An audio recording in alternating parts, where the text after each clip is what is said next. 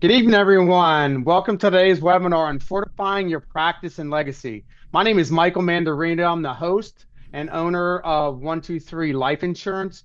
We have a great panel of guests today to include Colin Steinberg, Jonathan Lenhoff. We also have a guest speaker, Zan Nancy, who's got our resident CPA.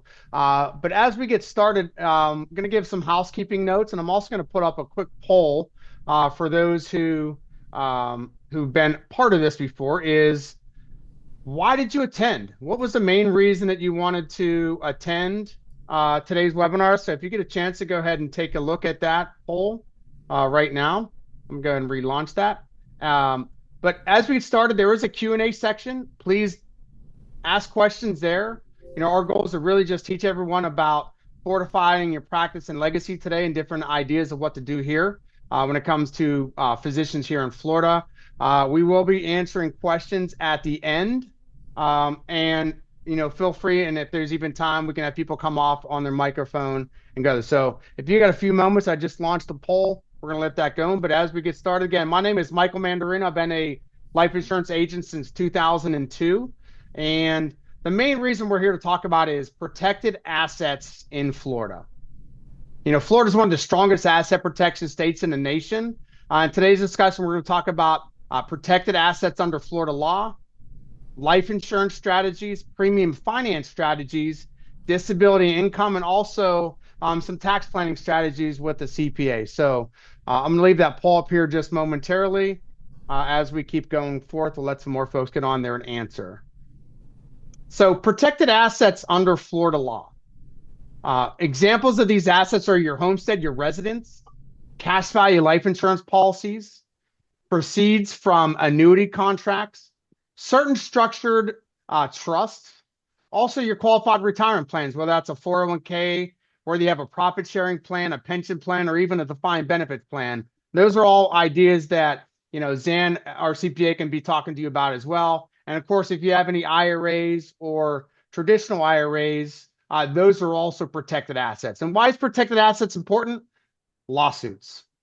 As you know, when it comes to accumulating your wealth, some of our main goals for today is to show you why it matters for physicians to really make sure that you're protected. So we're going to be talking about, protecting your accumulated wealth, preserve retirement assets, protect your future income, also enhance estate liquidity, and strengthen long-term financial security. So again, you guys as physicians, as you know, you face such a greater liability exposure than most individuals that are out there. So I do appreciate that. So thank you for the opportunity for those that are answering the polls. We'll share those results later. So really, really appreciate that. So cash value life insurance. So whether you know it or not, we really look at life insurance a lot differently. We look at it as an IRS code that allows you to tax defer and also have your income grow tax free, along with being a protected asset. So it does come with an income tax free death benefit. It does look at the potential of accessing to cash flow. And we're going to show you many different opportunities today. One is going to be on premium financing, where you can use leverage off of a bank to help fund your policies. And also, really important about life insurance, it is creditor protected here in the state of Florida for properly structured policies. So if you have any questions, if you have these types of policies in place, we want to make sure that it is doing what you're supposed to be doing. It also provides, cash value accumulation, estate liquidity, estate planning purposes. A lot of our folks that we work with also use it to leverage, whether it's to put money back into your business, you can borrow from yourself. And those are all strategies we're going to be talking about today. So without further ado, I have Colin, come on board.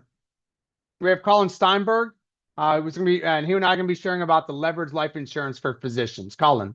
Yeah, well, nice to see everyone here. Excited to be here. Thanks for that introduction, Michael. Um, we're taking a big step into what life insurance can be, and I know Michael just touched on briefly how life insurance works, why the people that we generally work with are using life insurance as I would say a tax strategy more so than a life and death strategy as you normally would think of with an insurance policy protecting, term policies, things like that. So we're doing more of the permanent type structures. And with that being said, for a lot of the folks that we work with, they're buying pretty large policies. So they're putting a lot of money into these for various reasons. And of course, when you put a lot of money into something, it will absolutely cost a lot of money. So one of the really big drivers of our industry in the last probably decade or so has been what's called premium financing, and that's what our practice is built on. So we've been actually around for about 85 years. So we've been serving the high net worth individuals for over 85 years now. We're in a third generation firm. We have an absolute ton of death benefit and policies under management, including 11.4 billion of death benefit and over a billion of cash value. And we have clients in almost every state. You can go ahead, next slide, Michael. I certainly don't do this alone. Michael doesn't do this alone. I have a huge team behind me. That's what it takes. So where there are many facets to a lot of the insurance policies that we issue, whether it's family dynamics, whether it's estate planning, whether it's personal financial situations. It really does take a village, and that's what we have here. You can go to the next slide, Michael. So as I mentioned, we're going to be talking about premium financing today. That's certainly not our only feather in our cap. There's a lot of things that we do, but premium financing is really a great tool that accomplishes a lot of the things that we're trying to accomplish for high net worth individuals, like many of the physicians we're working with today. So just to really simplify this and to make it easy to understand, the whole genesis of leveraged life or premium financing, it's had both names, is really there's been about a 3.6% arbitrage over the last 20 years between what interest rates return and what interest rates are in the market, and then what life insurance policies return. So because of that arbitrage, some smart people basically found out, hey, we can go to banks and borrow the money to pay for these life insurance policies. And like any asset, look at it and say, hey, there's an opportunity to get arbitrage and take advantage of the investment opportunity. Now, life insurance is very different from, I'd say, real estate. Most people, when they think leverage, they think real estate. But they're similar and also very different. Similar in the sense that, yes, we're taking an asset that's undervalued today. We're borrowing money to pay for it. And that asset is going to grow over time, and we think it's going to outpace interest rates, and it has historically. The nice thing about insurance and why banks are so hungry for this is that there's a floor in place on these insurance policies. We only use policies that have a asset floor so that the policies can't lose any money. So when a bank is looking at this, they're saying, hey, we've got a policy that is returning anywhere from 5 to 7%. We're loaning anywhere from, today they're around 4. There's an arbitrage here for the buyer. And we know that, building down the street can lose 40% in value, but this can't lose value. So we're very comfortable loaning on it. And we're actually going to treat the cash value of the insurance policy just like cash. So we're seeing this as 100% loan to value. So we're going to loan you dollar for dollar on all of the cash value of the life insurance policy. So they see it as an extremely safe asset, very low market volatility. And with that, there are so many things that we can do with insurance when we can use someone else's money to pay for it. And there's, it's just like any, the same reason why you wouldn't pay for a house with your own money, because your money is either better spent elsewhere, not that you're not going to buy that house, or you just have, you have the opportunity to get, an investment advantage by using leveraged life. You go to the next slide, Michael. So this is just kind of high level, a lot of different policies. We work with a lot of partners, a lot of people. Average size policies anywhere from about 850K and up. We do, work with doctors. We work with billionaires. We work with athletes. There's really a place for this in many different circumstances. Go ahead. I won't touch too much on this, but really here's just kind of the flow of funds. And this is really when people are setting this up for an estate planning need. Typically, you have a life insurance company who's going to loan money to you or to a trust. I'm sorry, you have a bank that loans money to you or a trust, and then you have a life insurance company that's receiving those loans. The client is the beneficiary of all the excess growth in the policy and the ultimate death benefit. Go ahead, Michael. All right. So a couple case studies just so you kind of have an idea of how this works. So many ways that people are using leverage, all of course with the insurance policies here that we're discussing. So the first concept, we had a 50-year-old physician who implemented a premium finance insurance strategy, Leverage Life, to basically build a retirement benefit. So they looked at it and said, hey, we were looking at an insurance policy where I put, X amount of dollars into a policy, and that's going to give me, roughly half of what they could get from leverage. But instead, by using about the same exact capital commitment, so they took 125 without leverage, they took 1.25 with leverage, they upped their projected retirement income to about $475,000 a year. So they put 125 million of capital into this, and that really went down to pay down interest on the ultimate loan. Then they were able to take about $475,000 out of the policy throughout retirement because of the leverage they were able to establish by using a bank to pay the premiums rather than paying them out of pocket. And So that's, and yeah, go ahead. I was saying, Colin, and the key part to that is it's tax-free income because you're Exactly. actually borrowing from the insurance carrier, and the IRS treats that as no capital gain. So that's a really neat function of this particular. So sorry, Colin, keep. Yeah, yeah, and this is a really common strategy. I'm sure you probably know people who use life insurance as a retirement asset. Obviously, it's very similar to your 401k to your Roth. The only difference is there's not RMDs. So a lot of people use it as this kind of retirement tool where they can pull money out as they need it in retirement. But when you use leverage, you can really juice up the dollar amounts that go into it and take what's a conservative asset and make it, I'd say, slightly more aggressive now that you've introduced interest rates to the mix, but you have a much, much higher upside. So that's the first piece. The second piece, which is what we probably do the most of, is that we use Leverage Life to do estate funding. So typically, the reason that we do this is that for most of the folks that we work with, they typically are in a position where they will have an estate tax due at their death. So when you have an estate tax due at death, obviously you need money to fund it. Life insurance has been the tried and true solution for that issue for decades because it provides immediate liquidity at the time of death to pay down the estate taxes. So, of course, that's pretty expensive. We had a 6-year-old physician come to us. They were a physician and a major real estate owner. They had a pretty sizable net worth. They were looking at committing about $10 million to a traditional $25 million whole life policy.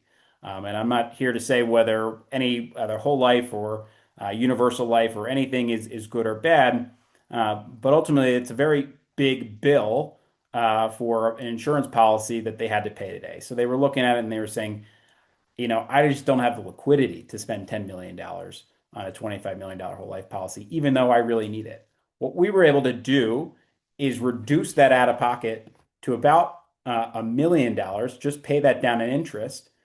And then he had a projected death benefit of $44 million rather than 25. So that's really the magic of it. And because of the leverage that's introduced, you're really able to get a much larger death benefit while still having this policy collateralize the loan uh, throughout the entire time. So really can be exciting in that sense for the right situation. The last piece is we often have people come to us and they say, I'm probably too old for this. And I'd say typically if you're looking at, whether you have yourself or a rich family member, you are really not in a position where insurance makes sense anymore after the age of 75. It just doesn't. The costs just are not right. In some cases, there might be some non-finance opportunities, but generally, we're looking at cases where they're at least younger than 75 and even younger in most cases. So We occasionally have a wealthy person who says, "Hey, I'd love to do this, but I can't necessarily do this because on my life, so maybe we can do it on my kid's life." So a lot of times what we do is we have older uninsurable individuals setting up policies for their kids, their grandkids, their great grandkids, and they use leveraged life because, obviously they have a pretty large balance sheet today.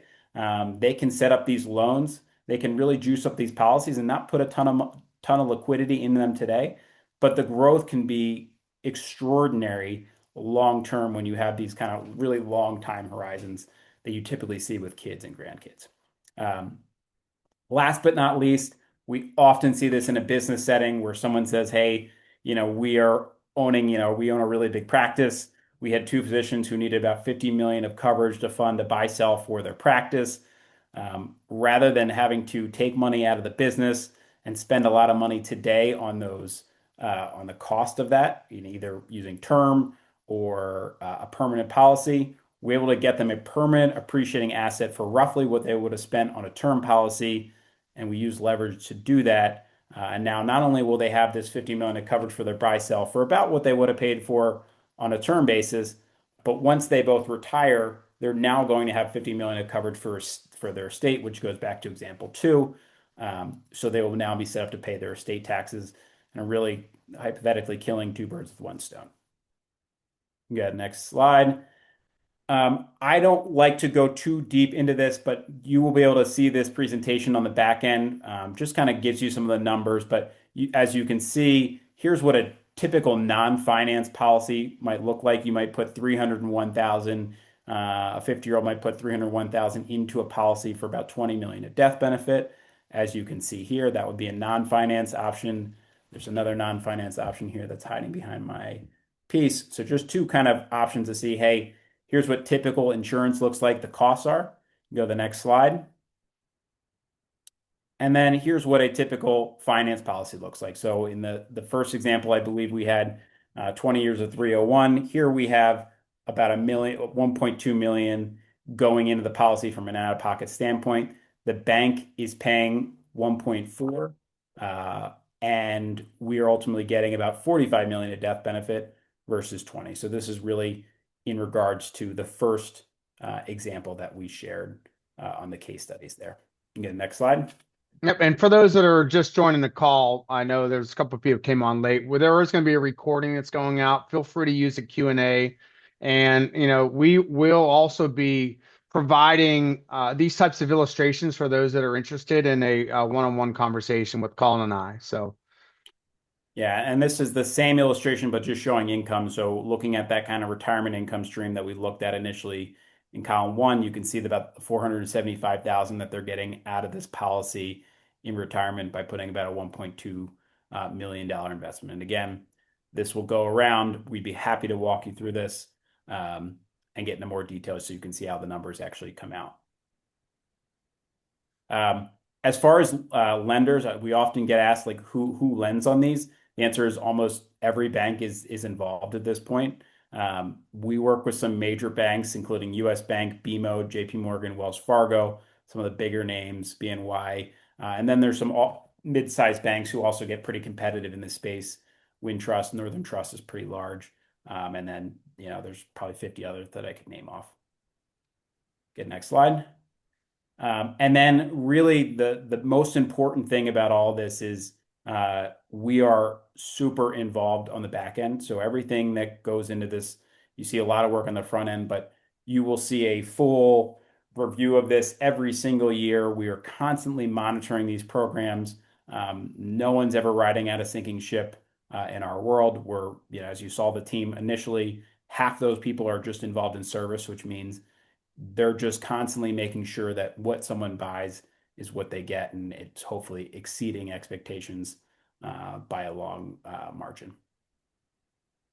And then I think I mentioned in the very beginning, hey, why does this work and where did this even come from? This is just a great slide that just kind of shows you the arbitrage between how insurance policies have returned and where I got that 3.6 number, which is in that bottom right-hand corner, which you can see the arbitrage over the last 20 years.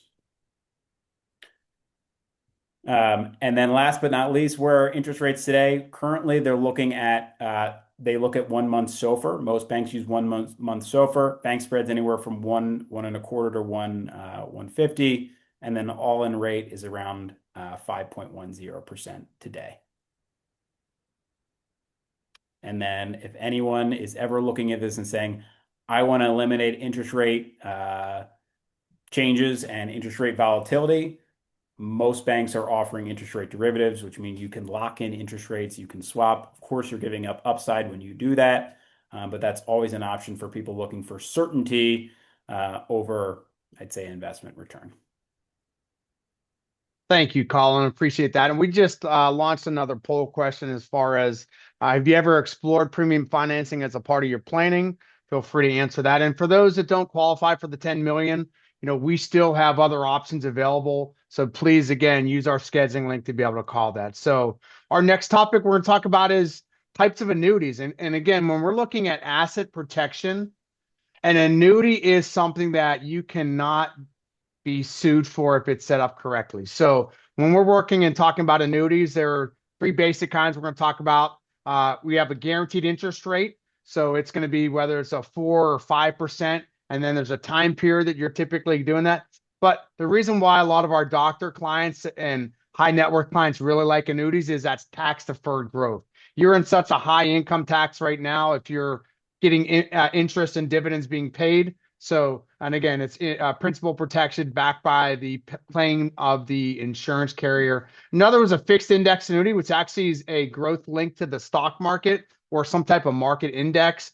There is downside protection. They also have options for lifetime income. I'm sure there's folks on here that own annuities. So we also do free annuity reviews to kind of see where you're at. There's been a lot of changes in the industry, especially since interest rates have been a little higher. And then for those that really want to just start getting an income, you can take a lump sum, a dollar amount, and you can create that immediate income strategy. Again, those are some different ideas that we can talk about when it comes to annuity. So feel free to look at that. Again, if you have money just sitting in a checking account and you have a potential lawsuit coming, this is a great area where you can actually shelter your money and also have some growth that goes along with that as well.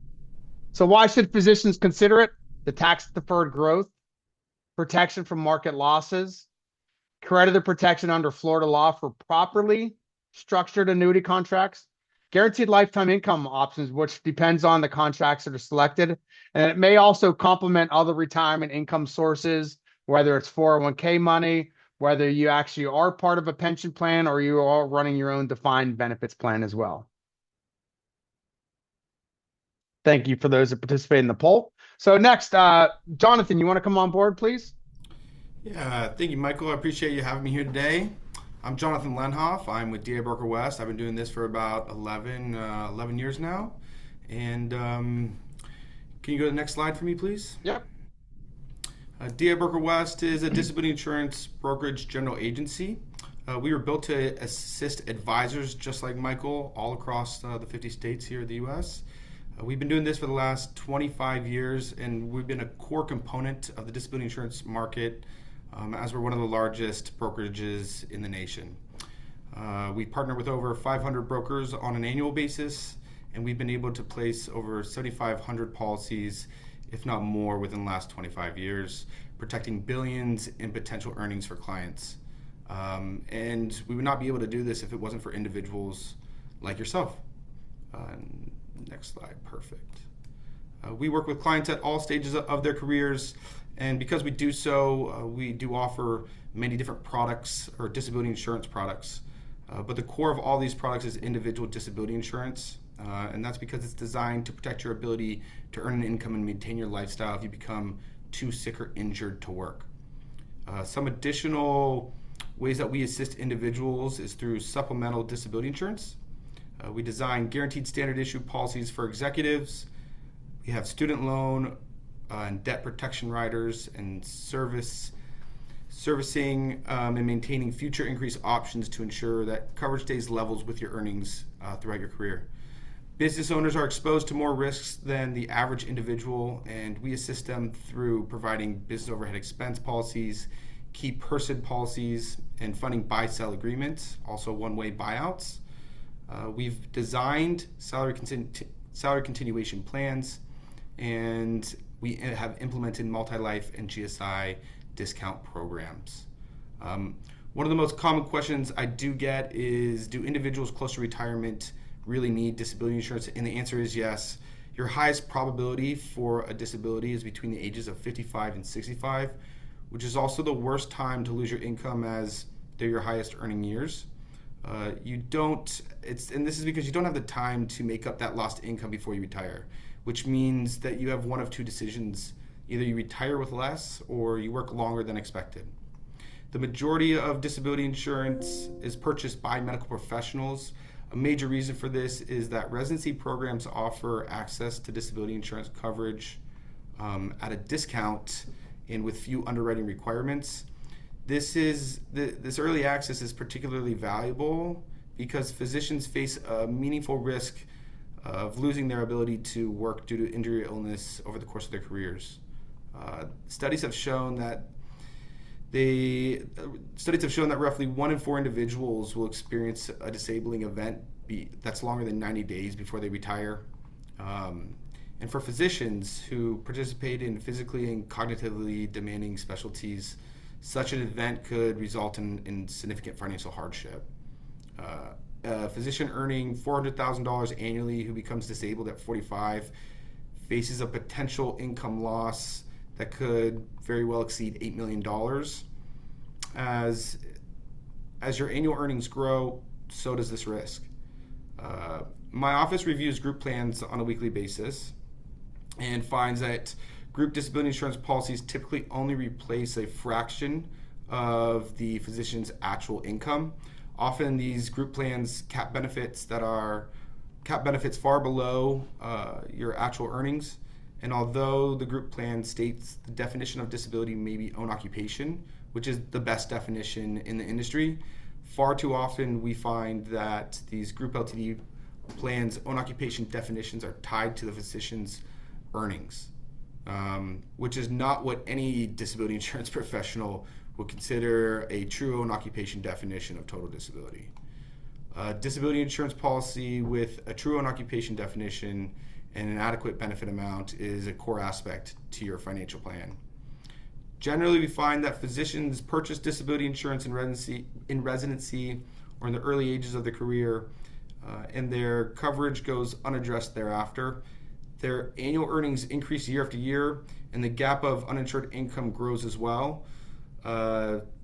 Physicians' income is their largest asset that they will ever own. Often it exceeds their value of their home, a stake in their medical practice, or their investment portfolio. Not to mention, all of these assets require that you have the continued ability to earn an income. Group LTD is often inexpensive, but you get what you pay for, as they like to say, and these group policies rarely close the gap due to the caps in monthly benefits, the taxable payouts, and only cover you while you're employed at your current employer. A good plan puts you in the most advantageous financial planning position and layers individual disability insurance on top of the group benefits so that physicians' future earnings and lifestyles are fully protected. Next slide, please. So I'd like to walk you through the process and how this works when we sit down together.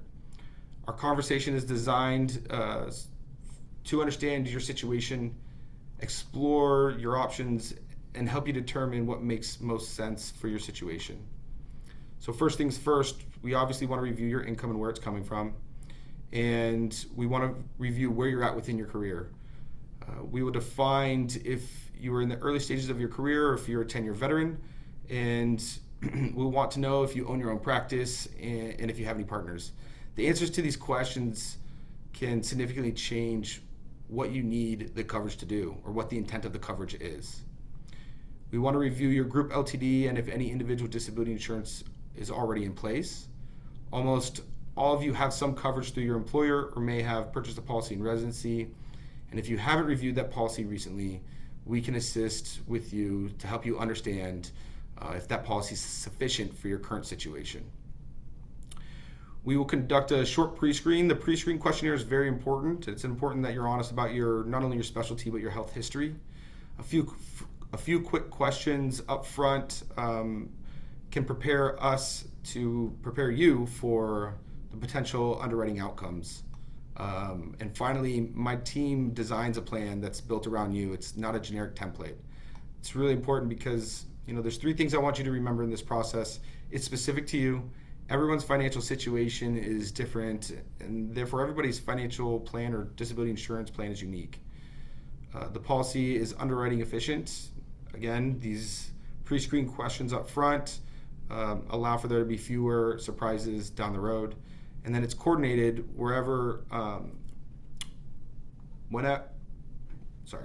it's coordinated with the current individual disability insurance that you have in place, and sits cleanly alongside the group LTD coverage. We're not replacing what you currently have. We're simply closing the gap of what's missing. Next slide, please, Michael. One more. So I want to run through a couple scenarios here, and these are scenarios that we see every day in real life cases. So if you're still in training, let's say your third year in a surgical residency, this is often the best time. Frankly, if you're in residency in general, it's the best time to obtain coverage because you're likely the healthiest and you're the most insurable that you'll ever be. If you're employed by a hospital or a group, picture a cardiologist whose group LTD policy caps out at $10,000 a month. That benefit's taxable. A supplemental individual disability insurance policy closes the gap.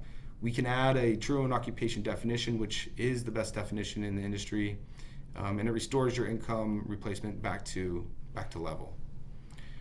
And then, if you're in a practice and you have any partners, disability insurance buyout coverage can fund that buy-sell agreement. That means if you become disabled and you're bought out fairly without forcing a forced sale or not straining anybody's cash flow. Now, if you've put a buy-sell policy in place several years ago, it's very important that you review this. Due to the recent Connolly Supreme Court decision, you want to make sure that this policy is structured appropriately. If it's not, it can cause a significant taxable event at the time of claim. And we have an executive team that can go ahead and review this for you. And then last but not least, your business overhead doesn't stop just because you can't work, which means we can set up a business overhead expense policy that sits alongside your personal disability insurance to cover rent, payroll, and loan payments if you do become disabled. One more slide. So this slide illustrates an individual earning $400,000 a year that has a monthly benefit that's capped at $10,000.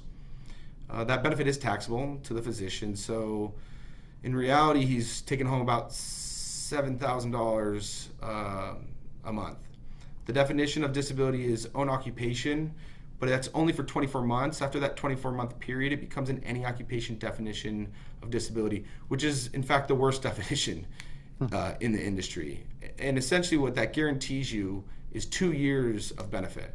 After that, well, you're on your own to figure out how you're gonna sustain your lifestyle. What we were able to do for this individual is we were able to supplement that policy with an additional $8,000 of benefit. These benefits are received tax-free, so at the end of the day, he's taking home around $15,000.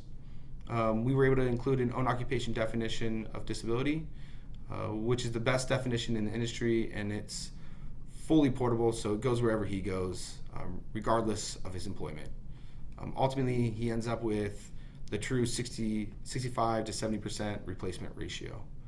The big question here is, if you were this individual, which job would you prefer, right? What occupation do you want? And John, what is the max that you will actually insure? Is it 70% is the gross that? 70% is the gross. It does depend upon how much income you make. The more income you make, the less the insurance carrier is able to insure. Okay. Again, kind of a neat thing with John, kind of fun fact, John's dad and I are both West Point graduates. So when I learned that, I really want to build a team of folks that we can really trust. And that's one thing I think you're really getting out of just, and obviously your some of your carrier relationships that you work with, right, John? Absolutely, absolutely. We only work with the carriers that we have good relationships with. Perfect. Well, hey, Jonathan, really appreciate your time. We're gonna have another poll there as we're transitioning to our next slide. So please take a moment and answer that.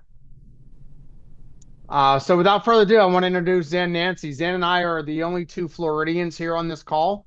Zan is a USF grad, so we're going to be battling this year and hopefully go see West Point beat USF today at West Point later in September. But Zan, without further ado, if you want to close us out with some tax information.